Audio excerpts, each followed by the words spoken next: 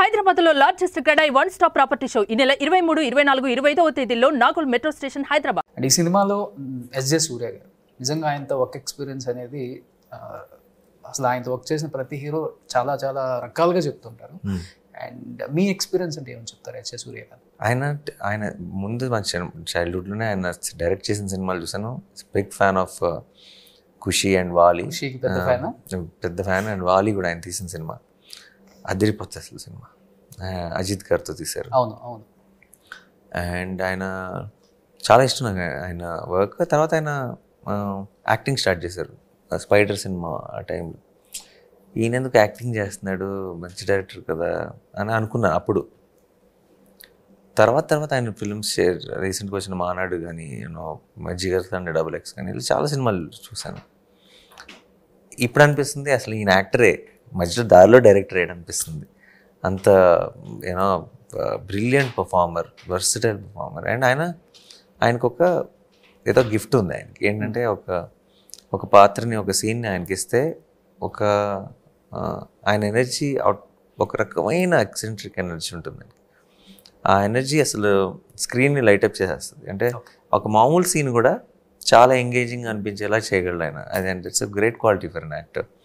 So ఆయనతో face of అన్నప్పుడు నేను ఆయనకు ఆపోజిట్ చేయాలని ఫిక్స్ అయిపోయి. ఆపోజిట్ అంటే ఏంటి, ఆయనలాగే మనం కూడా ఒక ఎనర్జీని చేయటం కరెక్ట్ కాదు. అది మనకి అండ్ ఆయనకి అది బ్యూటిఫుల్గా నప్పుతుంది. కాబట్టి దయా అన్న క్యారెక్టర్ ఎలా ఉంటే సూర్య అంటే నా క్యారెక్టర్ ఆపోజిట్లో ఉండాలని ఫిక్స్ అయ్యాను. సో దీన్ని కొంచెం డిఫరెంట్గా ప్లే చేశాను ఆపోజిట్లో. నాది చాలా కామ్ అండ్ ఇంటెన్స్గా ఉంటుంది, ఆయనది చాలా ఎనర్జెటిక్గా ఉంటుంది సినిమా. ఓకే, అంటే డైరెక్టర్స్ చాయిసా లేకపోతే మీ చాయిసా? నా టోను, నా పిచ్ నా చాయిస్. ఇలా ఆపోజిట్ క్యారెక్టర్ని పెట్టాలన్నది డైరెక్టర్ చాయిస్. ఓకే, సో మీకు కోపం వస్తుందా ఇప్పుడు? నాకు ఎప్పుడండి? ఇప్పుడు నాకు ఇప్పుడు అట్లా, నేను మీ వాడిని కదా. మీకు సమస్య వస్తాయి అప్పుడు నాకు కోపం వస్తుంది. అప్పుడు మీరు నా వాడు అవుతారు. మీరు చక్కగా అసలు ఇంత ఫంక్షన్ కాస్ట్యూమ్లో అంటే మీకు సమస్య ఉన్నట్టు నాకు అనిపించట్లేదు.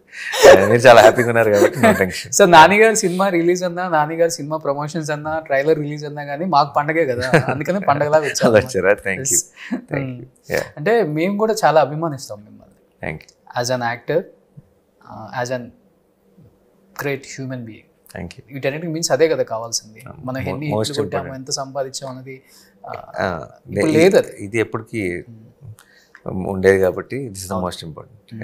అంటే రియల్ లైఫ్లో మీరు అక్కడి నుంచి వచ్చారు కాబట్టి మీకు ఆ రూట్స్ గుర్తున్నాయి బాగా. అంటే రూట్స్ మనం ఎక్కడి నుంచి వచ్చినా సరే అండి, గ్రేట్ హ్యూమన్ బీయింగ్ అవడానికి, మంచి మనిషి అవడానికి, మంచి మనిషి కాకపోవడానికి అది చిన్న పార్టే ప్లే చేస్తుంది. మనం వచ్చిన ప్లేస్ కనుక మనం మంచి మనిషి అయ్యి ఉండాలి.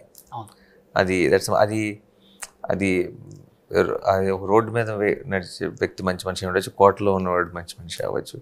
అది ఆ ప్లేస్ డిసైడ్ చేసే ఎలిమెంట్ ఒక 20%. 80% స్వతహాగా మనం అది అయ్యి ఉండాలి. లేదంటే ఐ డోంట్ థింక్ జస్ట్ మన చుట్టూ ఉన్న పరిస్థితుల వల్లే మొత్తం కాదంటున్నా. ఉంటుంది, డెఫినెట్గా ఎఫెక్ట్ ఉంటుంది, కానీ అంటే చాలా తక్కువ మందికి ఉంటుంది కదా. ఇప్పుడు నేను ఒక ఇంటర్వ్యూకి వస్తున్నానంటే చాలా చాలా ఎక్సైటెడ్గా అడుగుతారు, ఎవరు గెస్ట్ అని. పలానా నానిగారు అని చెప్తే ఒక్క నిమిషం అలా నిలబెట్టి అడుగుతారు అనమాట.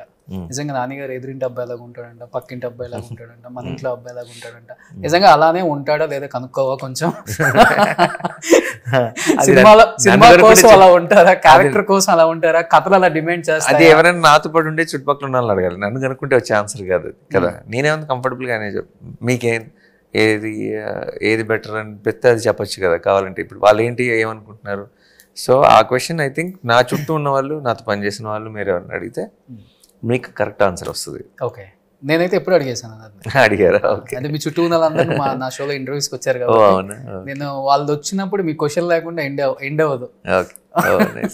సో నేను మిమ్మల్ని ఇన్స్పైర్ చేసుకున్నాను కాబట్టి నేను కూడా మనం ఏం అడగాలనుకుంటున్నాం అలాంటి క్వశ్చన్స్ అడుగుతాడు ఈ అబ్బాయి, మనలాగే ఉంటాడు, ఇదే కదా మేము అడగాలనుకుంది. అంటే ఇప్పుడు మీ గురించి తెలుసుకోవాలని చాలా మందికి ఉంటుంది కదా సార్. అంటే పర్సనల్ లైఫ్లో ఎలా ఉంటారు, ఫ్యామిలీ లైఫ్తో ఎలా ఉంటారు, పిల్లలతో ఎలా ఉంటారు, తల్లిదండ్రులతో ఎలా ఉంటారు, హీరోస్ గురించి తెలుసుకోవాలని చాలా మందికి ఉంటుంది.